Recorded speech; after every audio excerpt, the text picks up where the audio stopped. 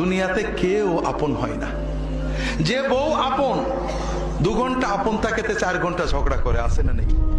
যে ছেলে আপন সে 2 ঘন্টা কথা শুনে তো 4 ঘন্টা কথা শুনে না, ঠিক না বেঠিক? যে ভাই আপন সে ভাই 2 ঘন্টা আপন আর 2 ঘন্টা পর।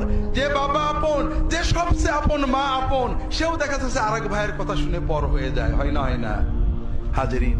দুনিয়াতে কেউ 16 আনা আপন হয় না। আমাদের এই জীবনটা পরকে আপন করার, মানুষকে খুশি করার জন্য একটা সংগ্রাম। ছোটবেলায় বাবা মাকে খুশি করার চেষ্টা করেছি, পারিনি, কত মারছে, ঠিক না বেঠিক? বড় হয়ে বান্ধবীদের বন্ধুদের খুশি করার চেষ্টা করছি, থাকেনি, ঠিক না বেঠিক?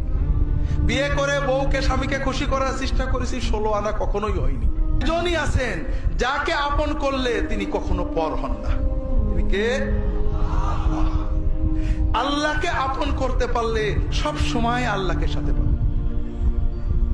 যদি আল্লাহকে আপন করে নিতে পারেন, আপনার বিপদে আপদে কষ্টে দুঃখে সব সময় মনে হবে আল্লাহ আপনার সাথেই রয়েছে। যে বেদনা কারোর কাছে বলা যায় না, বউয়ের কাছে বলা যায় না, মায়ের কাছে বলা যায় না, যে আনন্দে কাউকে শরীক করা যায় না, যদি আল্লাহকে আপন করতে পারেন সেই আনন্দে আল্লাহকে শরীক করতে পারবেন, সেই বেদনার কথা আল্লাহর কাছে বলে বুকটাকে হালকা করতে পারবেন।